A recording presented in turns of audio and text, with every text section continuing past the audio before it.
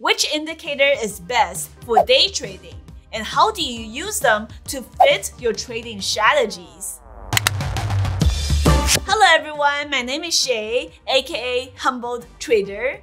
As somebody who's been day trading for over 7 years now, I've certainly gone through tons of different indicators, from MACD, Ichimoku clouds, simple moving averages, VWAP, Bollinger Band, and smashing the like button. The list just goes on and on. As a full-time day trader, I personally do not recommend relying on indicators anymore. I prefer to have my charts very clean like this, without layers of indicators, and I will explain why later on in the video. But if you are a beginner day trader, using indicators is definitely a good way to start learning to plan your entries and exits and start building your trading strategy. In this video, we'll be talking about the most popular trading indicators out there for new traders and how to use them to fit your trading strategies. Let's start by talking about the first indicator, MACD. MACD stands for Moving Average Convergence Divergence.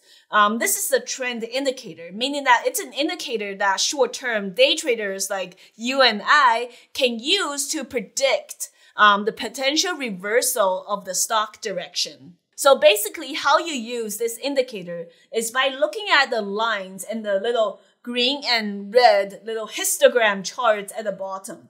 So the blue line over here, it's called the fast line. And the slow line is this white or yellow line here. When they start crossing over, the blue line goes under the white line. That's when it starts to changing trend. And at the same time, you're going to see this green bar slowly disappear and turn red. So during this transition, usually is where people look for the reversal. So when it starts transitioning here, as you can see, Tesla stock reached a high of 1054. And when during the slowly roll over all the way down to 1040, that's where you see the lines cross over and the histogram slowly disappear. And the same thing would be for the other way around, right? When you see a stock that's just aggressively selling off, when you're looking for the bounce. So ATVI, you can see the stock went from $72 all the way down to $66.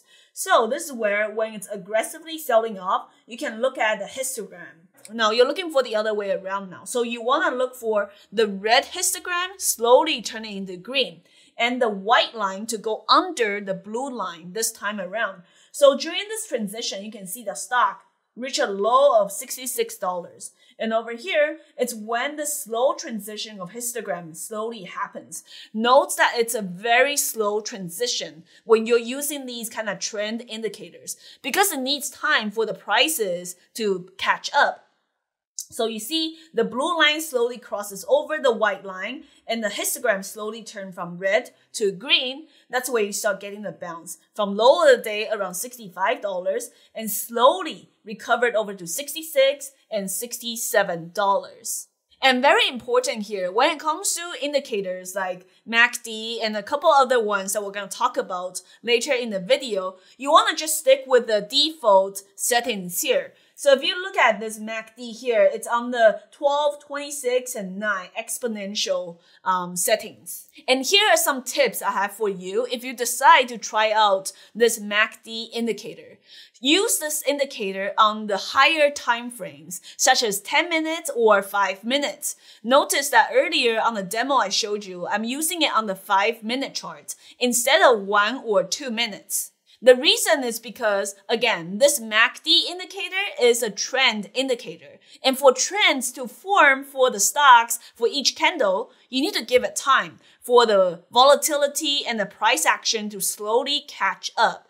If you use the 1 minute or 2 minute chart on this MACD indicator, you're gonna get a lot of false breakouts and false breakdowns. A second tip I have for you is to add another indicator to this strategy, essentially using 2 indicator pairs. Which brings us to the second indicator that's very friendly for beginner day traders. RSI. RSI stands for Relative Strength Index. This is a momentum indicator this time around, and it tells you when a stock is overbought or oversold, meaning that there's too many buyers or sellers crowded on one side of the trade. So down here, you can see this is the RSI indicator. This white line on the top is 70 value, and down here is 30.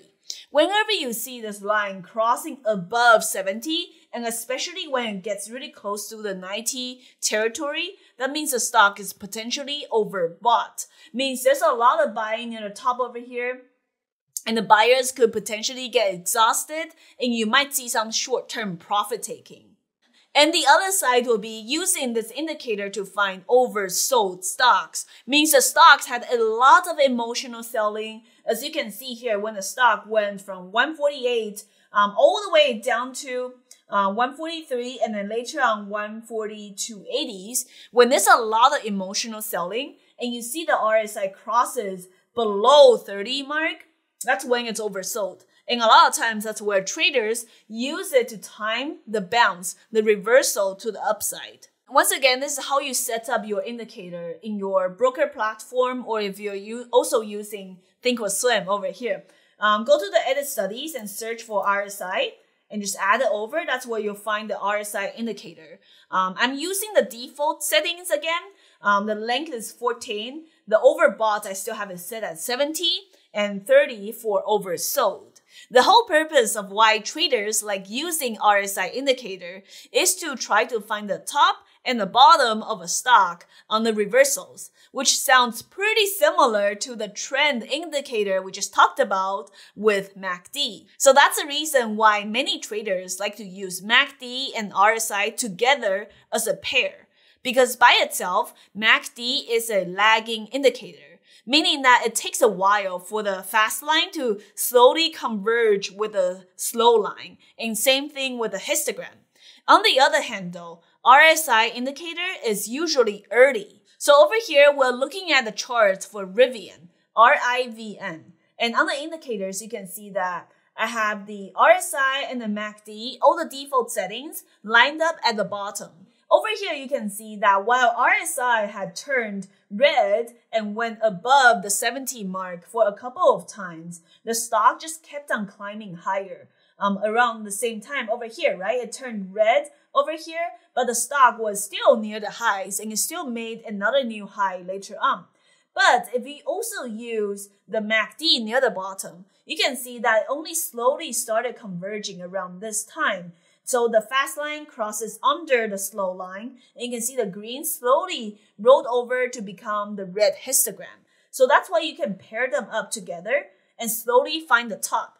You can see in this example here, this stock Rivian just kept on climbing to new highs around 150s, even though the RSI had shown that it's overbought for a couple of times. So that's why RSI is usually early, like we talked about earlier over here. But if you pair it up with the MACD indicator near the bottom, you can see that it only started rolling over around here, around 12 o'clock, after the stock had retested that 150 mark many times on the 5-minute charts. So that's why it's a good idea to line both of these up. You see the RSI, yes, it turns red over here, and also the histogram and the fast line slowly crossing under the slow line on the MACD. If you pair them up together, that's where you can get a better timing. Nothing is gonna be exact, but it's a lot better than all the way about an hour early. And it will work as well if you're using the pair to find reversal to the upside. So for example, after the stock Rivian started selling off from 150s down here to around 139s, you can see, yeah, you also get a wick candle on the 5-minute charts, and you see RSI it's at 30s, and yes, that's still early on. But you can see slowly this MACD near the bottom starts to converge. The fast line crosses over the slow line. That's where you get a confirmation for the bounce, and you slowly get a reversal to the upside to new highs. So you can see now with the examples, by using the RSI and the indicator together as a pair, they can provide you information where there's potential reversal coming up soon. But they still require you to be patient and wait for multiple confirmations instead of just jumping into the stock right away. So earlier we mentioned that the first tip for using the MACD and RSI indicator pair is to use higher time frames, like 5 minutes or 10 minutes. Now the second tip I have for you is to use this indicator pair for the large cap stocks only. When I used this indicator pair in my first 2 years of day trading, I personally found them useful for the large cap or the mid cap stocks because they tend to trend a lot better.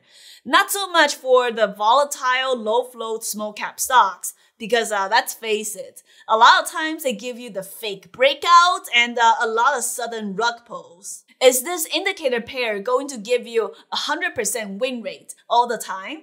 No, absolutely not. The only way to do so is if you remember to hit the like button at the bottom of the video. I find that the better indicator pairs to use for trading low float small cap stocks are VWAP and Volume. And these two indicators are the only ones I have on my charts. So here's how you set up the VWAP and Volume indicator. Go back to your studies on Thinkorswim and search for VWAP. And very important that to get rid of the MACD and RSI and go to VWAP settings because by default, if you just click apply, you get tons of lines, a lot of these useless lines. I don't know why they give you 3 lines when you really just need the middle. So how you get rid of the top and bottom is go back to the settings for VWAP, go to upper band and get rid of show plot and show bubble. And same thing for the lower band. You want to uncheck every single one. And that's how you get only the true VWAP to show up on your charts.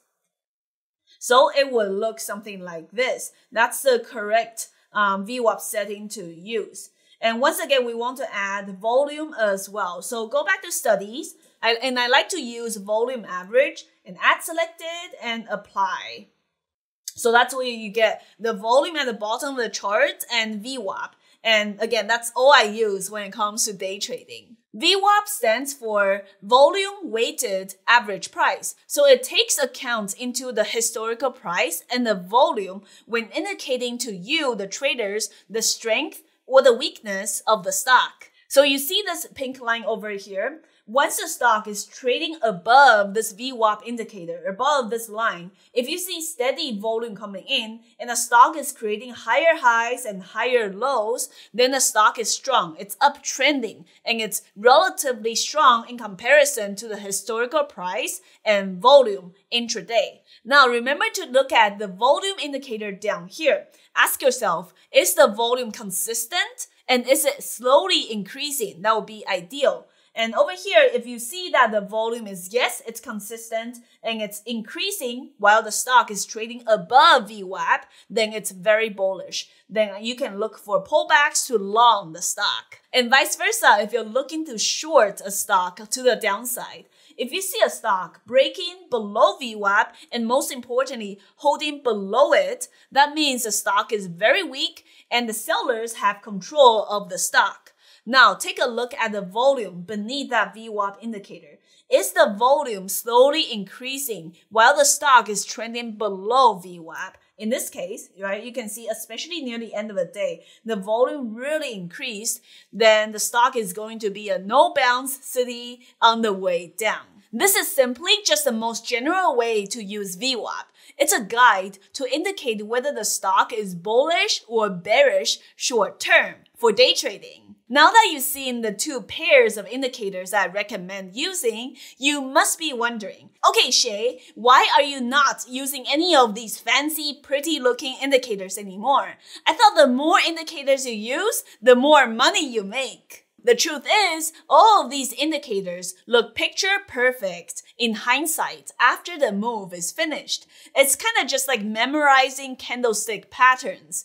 These things do not provide you the little nuances regarding who is trapped, in pain, and where the momentum is going. It's all about taking baby steps, especially if you're a brand new trader. Using a lot of indicators in trading is like having training wheels when learning to bike. It's perfectly fine to start if you're new, but eventually you are going to outgrow them as a trader. Only indicators I leave on my charts nowadays are VWAP, Volume, and Elon Musk's Twitter account. If you're interested in learning more of my day trading strategies without relying on indicators or memorizing patterns, feel free to check out the Humble Trader Academy on my website. Let me know in the comment section below what kind of indicators you are personally using when day trading. If you enjoyed the video, please remember to drop a like and subscribe. Thank you guys so much for watching as always. I'm the Humble Trader, and I'll see you guys next time.